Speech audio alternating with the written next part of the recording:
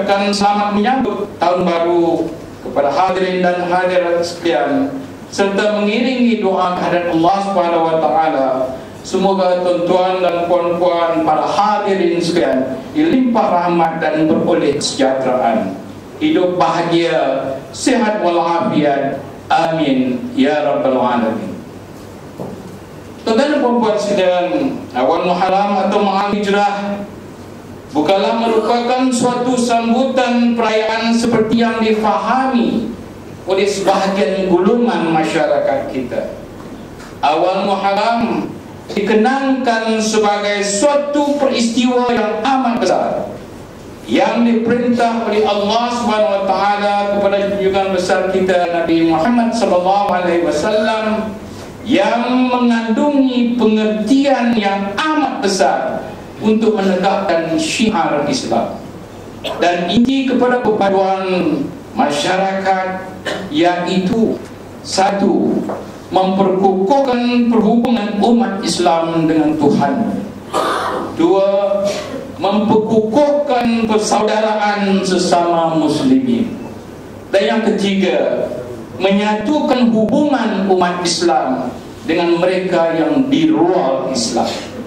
Lazimnya pada awal Muharram umat Islam melahirkan rasa kegembiraan dan kesyukuran kehadirat Allah Subhanahu wa taala. Justru kita dituntut untuk mensyukuri nikmat-nikmat Allah Subhanahu wa taala. Firman Allah dalam surah Ad-Duha ayat 7 hingga 11. Bismillahirrahmanirrahim. Wa wajadaka dhallan fahada wa wajadaka 'ailan fa'aghna fa ammal yatima fala taqhar wa amma as-sa'ila fala tanhar wa amma bi ni'mati rabbika fahaddits. Yang bermaksud, dan didapati engkau tercari-cari jalan yang benar, lalu ia, yakni Allah, memberi petunjuk dengan wahyu Al-Quran, dan didapatinya engkau miskin, lalu ia memberi kekayaan. Oleh itu, adapun anak yatim, maka janganlah engkau berlaku kasar terhadapnya. Adapun orang yang meminta bantuan pimpinan, maka janganlah engkau tengging herdik. Adapun nikmat Tuhanmu, maka hendaklah engkau sebut-sebutkan sebagai menzahirkan kesyukuran engkau terhadapnya, yakni Allah. Di antara pengajaran ayat ini ialah Allah Subhanahu wa taala telah menerangkan nikmat pemberian satu persatu yang dikurniakan kepada baginda Rasulullah sallallahu alaihi wasallam sepanjang perjalanan hidup baginda.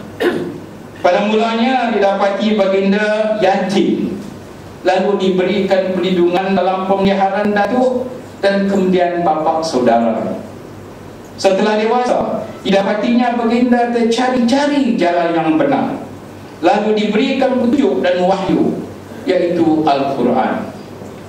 Demikian juga semasa baginda mengalami kemiskinan, lalu diberikan kekayaan melalui jalan perniagaan, sehingga baginda terkenal sebagai seorang ahli perniagaan yang berjaya. Selain itu, baginda juga dihiasi dengan sifat-sifat dan akhlak-akhlak yang terpuji, menjadi kunci kepada kejayaan hidup baginda. Akhirnya baginda diperintahkan menzahirkan nikmat-nikmat Allah Subhanahu wa taala yang tidak ternilai itu dengan mengerjakan amal-amal kebajikan sebagai tanda bersyukur kepada Allah Subhanahu wa taala. Sebenarnya apa yang diperintahkan kepada baginda Rasulullah sallallahu alaihi wasallam adalah juga ditujukan kepada kita sebagai umat Islam, kerana baginda Rasulullah sallallahu alaihi wasallam adalah menjadi contoh dan teladan kepada kita sekalian sebagai umat baginda. Tuan-tuan dan puan-puan sekalian, pada yang mulia ini inginlah saya menyeru dan mengingati kepada tuan-tuan dan puan-puan sekalian dan kepada diri saya sendiri, supaya kita mengambil kira apakah yang telah kita lakukan sepanjang tahun lalu untuk mengulang kaji terhadap sebarang amanah yang dipertanggungjawabkan kepada kita, sama ada amanah terhadap diri kita sendiri, amanah terhadap keluarga kita, amanah terhadap masyarakat kita, dan agama, dan amanah terhadap agama, bangsa dan watan.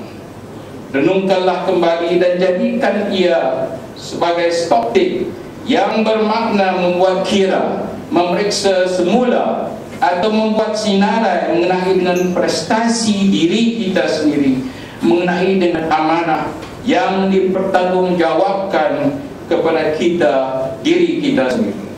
Sesungguhnya Allah Maha mengetahui lagi Maha bijaksana, dan sesungguhnya Allah Maha Pengampun lagi Maha Pengasih.